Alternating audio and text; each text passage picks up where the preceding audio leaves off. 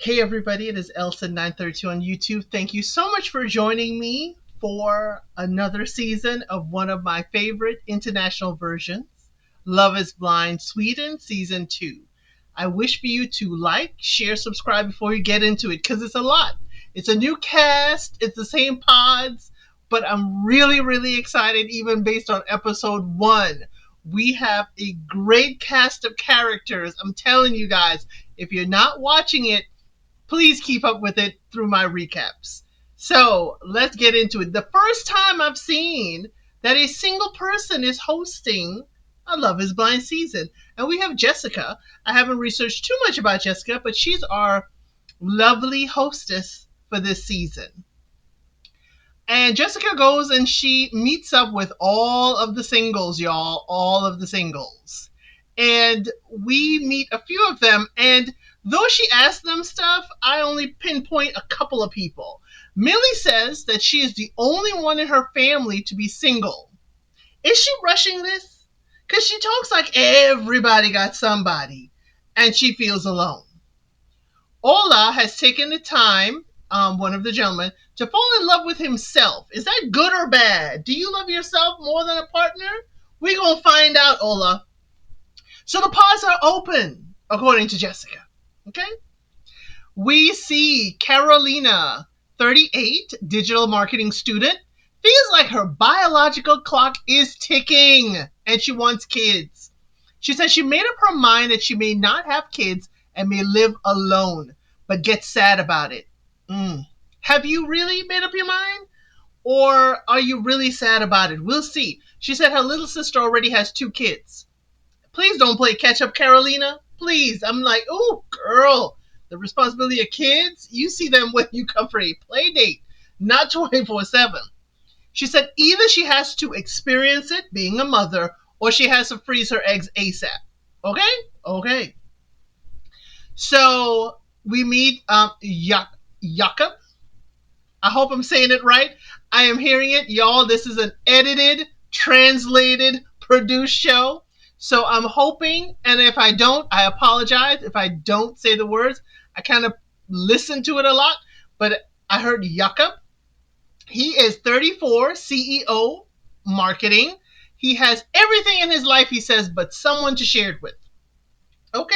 He said he expects to meet his future wife here in the pods. He is ready for a family. So Jakob is telling us, hey, he here for a wife. I don't know what y'all came to do, but he's serious up in here. Okay? Jakob has a date with, and I was like, but he kind of asked all the ladies. He has a date we see like speeding through all ladies. He asked each lady if they have a furry animal. And, they go on, yes, I love my dog, or I have 3 cats. He said, wait a minute. I am really allergic. Like, attend the hospital allergic. But most of the women have animals, and he's like, this is a non-negotiable. But he knows pets are important to people, so that's why he's starting with that. He's like, if you into pets, furry animals, no can do. I appreciated that from Jakob, because the thing is, why get into all of this when just walking by someone with their pet, you can get real allergic. So what does that do with your social life? Can you go out? Because I know people walk their dogs. Oh, I hope he's taking some medicine or something for that. So we meet Emily. She's 33, accounting assistant. Jakob does make her laugh. She really likes laughing with him. She has a positive mindset that he does like. He tells about his animal allergy, and that is not a deal breaker for her. She does not need to have a pet in her life. So they kind of check each other's boxes, both find each other interesting. Okay. Then we see Ola, 42, in real estate, loves relationships and seeing folks interact and being in love. He said he has not been able to share his whole life with someone. And I'm like, have you been holding out in your prior relationships? So after we see that, Ola meeting with Emily, we see Ola meeting with Millie. This is what I love with these international shows. It just flows from date to date to date. We meet this person, and we see them date that person. And then we see that person date another. So it kind of flows. So we meet Millie, 32, an event manager. She wears her heart on her sleeve, and she needs a man who is secure and knows what he wants. She does not consider age a factor because remember, Ola is 42, Millie is 32. So she says life experiences happen to us in different stages and at different rates. That's why age is not a factor. She's a small town girl. She's about nature. She needs to be around it. He's the same. He lives outside the city. Okay, y'all, we getting there. He said he's on a 6-month sabbatical that he may turn into a year. He's been taking things out of his life to achieve more clarity.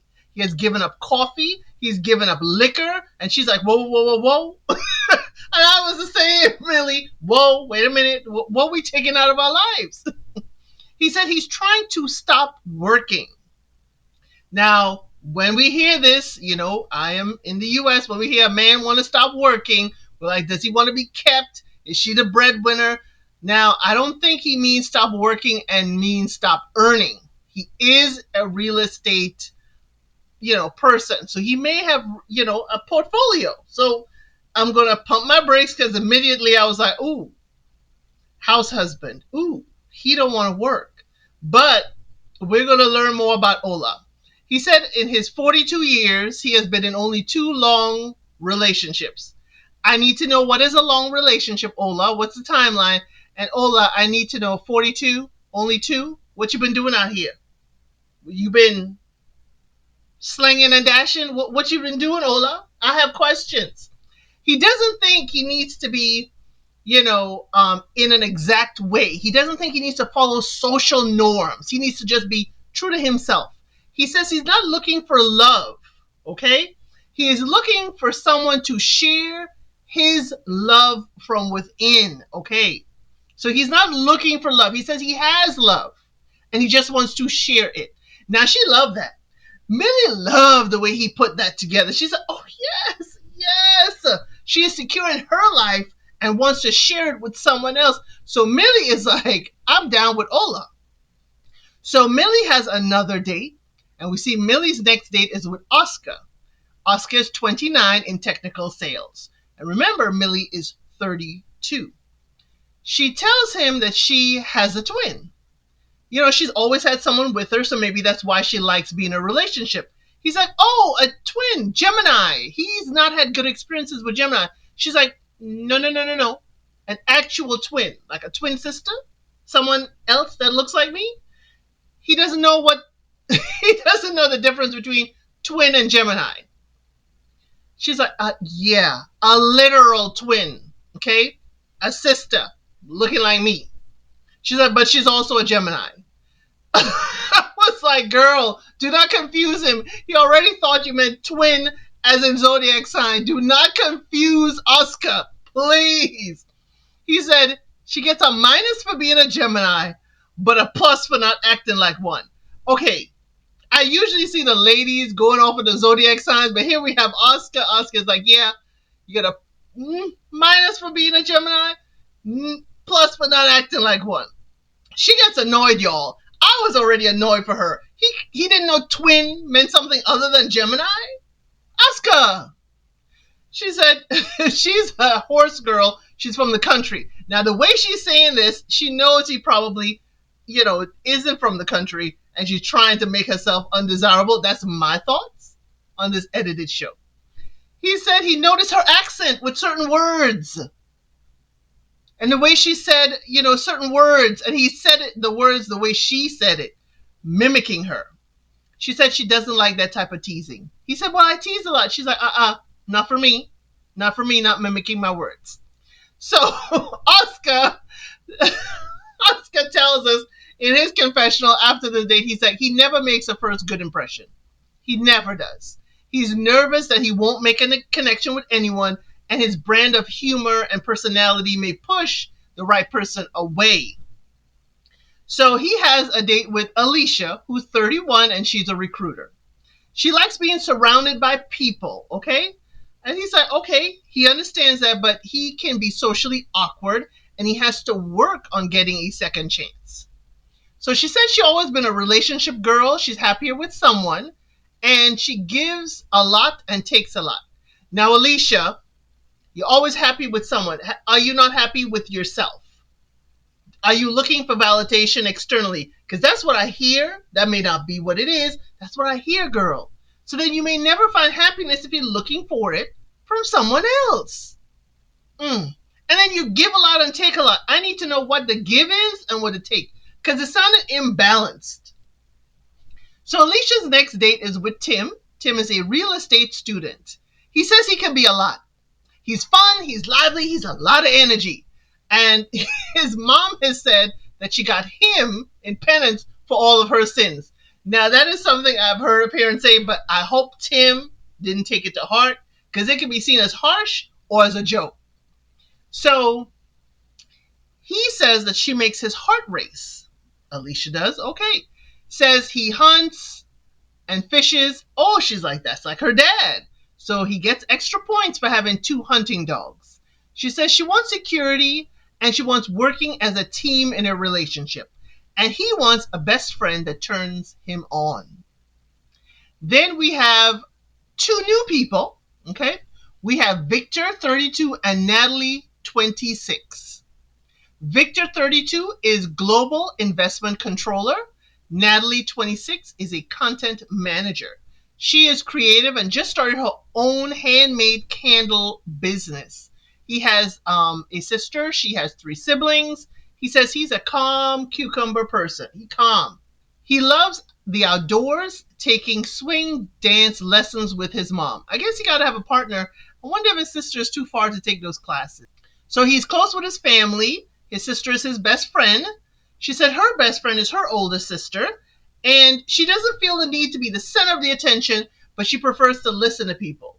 Natalie, I'm with you. And Natalie told us something. Natalie with an H and an E at the end. Natalie, how many times people done got that wrong? Because I would tell you, I spelled it all out, but I forgot the H, and I had to look it up. Thank you for telling us, and thank you, editing, for keeping it in. Then we had Ibi. Is 34, event project manager. Okay. He starts off with us telling his date, say one thing for me to remember you by. Okay, Ibi, okay, I understand where you're going with this, but catching somebody off guard, it's like, well, you say something. Start it off. Say, I want you to remember me as da-da-da, and let them finish. But he was just like, tell me something to remember you by. And his date was like, this is hard. And I agree with her. She is Karen, 35, project manager, media. She likes to check lists and check things off, and that gives her great happiness. And she says letting go of control will be hard. I'm intrigued now, Karen, but letting go of control be hard, and I wonder if that checklist and task list and checking things off is part of the process. If letting some of that go will be hard. I hope you don't have a checklist for your husband, because there's an eclectic group of men here. So Karen next meets Nicholas. Nicholas, I want to say it the way they say it, but I apologize if I do trip up and say Nicholas sometimes. So Nicholas is 35. He's an actor and a golf sales rep. We learn later that he quit being a golf sales rep and took up acting. So they both live in the same city. He was surprised because he said most people don't like that he lives in the big city. So she's like, what's important in a marriage? And he says they need to rely on each other and communication. She does agree and says she wants a family. It's about the right person and sharing your life with that person. So he says he's amongst the last single people in his circle of friends. And I'm like, ooh, Nicholas, are you experiencing pressure? Are you feeling that pressure? Because it's refreshing to see, because I'm not around men who have no children to feel a pressure to have them because their friends are getting married, but different demographic. So they both give each other a plus mark, apparently. Okay? I was like, ooh, okay. Nicholas says it's a long time since he's been in love. So Nicholas tells the ladies that he quit the golfing sales for acting, and he wants to get a van and have van life and travel. The ladies all find him amazing. Is he our player of the season? Nicholas, are you our resident player? Because all we see in the speed dating is like, ooh, Nicholas, ooh, this, ooh, that. And in the ladies' lounge, one of the ladies shares that, oh, she'll be thinking about Nicholas all night. Ladies, why are we sharing names? Why are we sharing the names? Please, I hope this is like to give them a detour kind of look, like it ain't really Nicholas, but ladies, keep your cards a little bit closer. So we learned that Ola is all about crystals, okay? He likes having them and they give him energy. So the producer asks him to hold the crystal he has in his hand up, and he says, yeah, the rock has shut down now. No, he's not doing that. So I'm not into the crystal life. So I'm going to ask if you know and can put in the comments, does the rock tell you it's been shut down? Or is the energy shut down? Or is it that he shut down and so he's no longer receiving energy from the rock? So he's saying the rock shut down. I'm confused. So put it in the comments for me, please. Ola has a date with Millie. He told her he was looking forward to seeing her. And what can he do for her? Oh, service. This man is of service. So she loves his humming because he talks and he's like, mmm, mmm. Oh, the way he speaks, I understand. The rhythm of his speak is quite soothing. So I totally understand where Millie is coming from. So he said he would be an elephant. When she asked what kind of animal would he be, he'd be an elephant because they are family oriented. He said he's been around them in Tanzania and he's traveled around the world. So she asked, is there anything left for you to see? He said there's plenty left to see with a partner. Love that answer, Ola. He's like, come on, girl, let's go. She said she does not like beach vacations and just laying around, and he likes active vacations. Now, y'all are good for each other.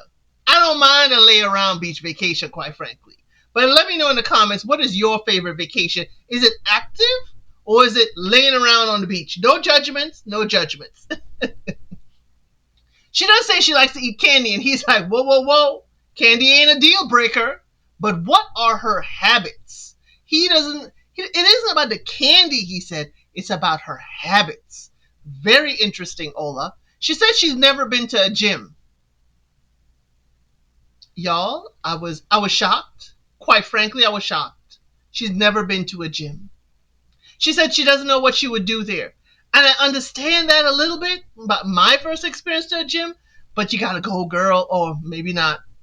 Ola doesn't believe in stereotypes and typical stuff, so maybe not. So he says he does not eat much sugar. And she says she eats not beyond the candy. Beyond the candy. She drinks Coca-Cola and red wine, and she sounded like she mixed them together. And she watches trash TV, which she says is the Housewives. What is Coca-Cola and red wine together? I'm hoping it's in separate glasses, but she sounds like she's mixing it. I've never heard of this before. If you're from Sweden, is this usual? If you're not from Sweden, is this usual? Or maybe I misheard because I rewound it again and she said Coca-Cola with red wine. I'm hoping it's separate. I can't see it being mixed together at all. But but Ola says he likes that she is full of life. She brings out a lightheartedness within him, and she can help him not be so strict in his thinking. But Ola, you said you wanted to be all zen and open, so why would you be strict? But you may be strict about not being what society wants you to be. I wonder. The song they play for them is You Are Pulling Me In Deeper. So she says she's intrigued by a man that is smarter than her. She tells this to the ladies in the ladies' lounge. But she said Ola may be way too much. Okay? He may be way too much. He's on a journey of self-discovery that most young men need to take. She is definitely intrigued, but she wants to know if he is way out there. Yo, while she is saying that, Ola is in the men's lounge. He is helping the men center themselves, take deep breaths, and have small meditation sessions. I don't know what's way too much, Millie. I don't know. So we see Jakob and Emily have a date. She says she wants to know what made him into the man he is today. And he shares he has not had an easy life. And this that he's about to share with her, he's only ever shared when he's with someone at least 3 to 6 months. He said at 15, something terrible happened. It was a really difficult time where he lost everything. He got with the wrong crowd. He used drugs. And he wasn't expecting to talk about this today. He doesn't want to scare her off. He was really having a difficult time, y'all, letting it out. He was really, really emotional here. So Emily says it won't scare her off. It actually strengthens their connection. He said he has not touched any drugs after that. She appreciates that he trusts her. She is grateful. She has confidence that, he is connected to her and that he trusts her. Said, she's like, what's happening here? This is really crazy, because she feels really, really strongly connected to him. And then she asks, am I your number one? And he says, you've never moved in the ranking. Y'all, let's unpack this. Emily, I do not like when ladies ask, am I your number one? Girl, stop. Don't ask. He'll let you know by his actions.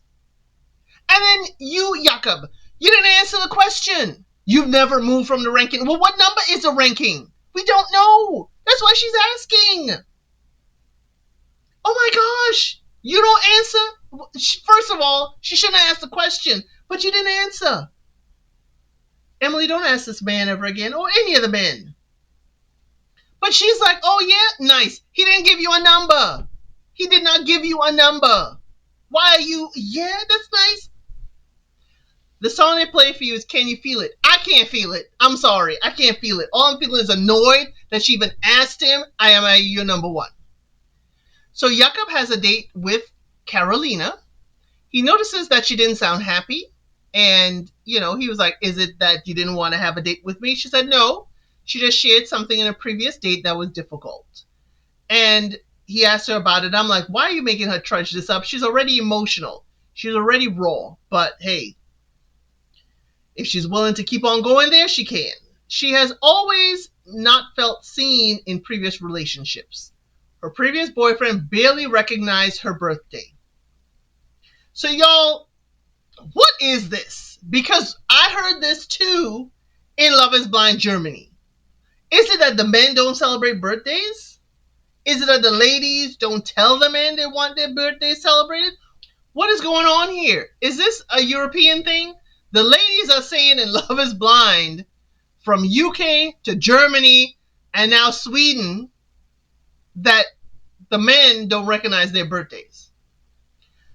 So Jakob said he cannot promise everything, but birthdays will be pumped with him. He loves birthdays. It's your one day to shine every year. He loves that she can share her emotions, and he will tell her more about him tomorrow. She's like, hey, don't feel pressured to tell me. He's like, no. If we're going to get married in a few weeks, he needs to tell her. And she finds him wonderful. He makes her laugh. And the song they play for them is On the Other Side, You Will Be Mine. In a woman's lounge, she shares the talks with the ladies. Girl, why? She doesn't share details, but girl, why? She says she gets territorial with a man that she's with, and she usually has to have them. Are we going to get territorial? What's going to happen? What is territorial? Because you're getting me scared now, Carolina. Said his other connection is telling another girl about him, and she has to have him. So Carolina is on one couch, and his other connection, Emily, is on another couch talking the same thing, gotta have him. So, y'all, it is crazy. So we see Alicia. She wants a man who is linked in his thoughts and feelings. So she has a date with Oscar. He is good at expressing his feelings, and he said he's not natural doing it with someone at a bar. His vulnerability stays in the closet, and this is because his family always swept things under the rug. He has not felt secure in a relationship to share, but he is seeing a therapist, and he's talking with them, and he feels stronger now where he can talk and figure out his flaws. He does call her wise, and she's like, no, no, no, no. Alicia, take the compliment. He said he's looking for someone who is better at feelings than him. Says she is driven and forward and, thinks that they are good for each other. She is moved. She appreciates that he is open and affirms her. Now, Oscar, I hope you're not looking for someone to pull your feelings out to be your therapist, because that's what it sounded like a little bit, but not quite. The song they play for them is Are We Dreaming? Alicia and Tim, he is happy to hear her. He's not sure if she wanted to see him again, and he was shaking after their last date because they want the same things. He reads her his notes that he elevates his heart rate, and they talk and laugh a lot. Great date. In the men's lounge, Nicholas says he doesn't know. Everything is just a lot. It's not enough space for all of this. And here's another date. He doesn't have the time to process. He doesn't have it in him. There's so many nice girls. He can't understand what's going on. So we see Nicholas, and he has many dates, and all the ladies really like him. They're going to have thoughts of him. He said he has to cut it down, but he's afraid of dismissing someone, and it's the wrong choice. Now we're gonna learn later why Nicholas is having this reaction, like it's too much, like it's a lot. He tells us he has a date with Karen or Karine. She is curious about him, tells her of his difficult morning. He asks her about what she's looking for, and she says someone who will give back what she gives in the relationship, and they need to be calm. He said, yo, you may not get calm from me. He said, and the reason why is because he has ADHD. He doesn't like to share that because he doesn't want to be labeled, but he is driven by his emotions. She says she's not stressed by that. He'll be loving and present, but not a good structure. But he says he's not a child. He doesn't need structure like a child, but he doesn't have all that structure. So she says, what relationship-wise would he need in his person?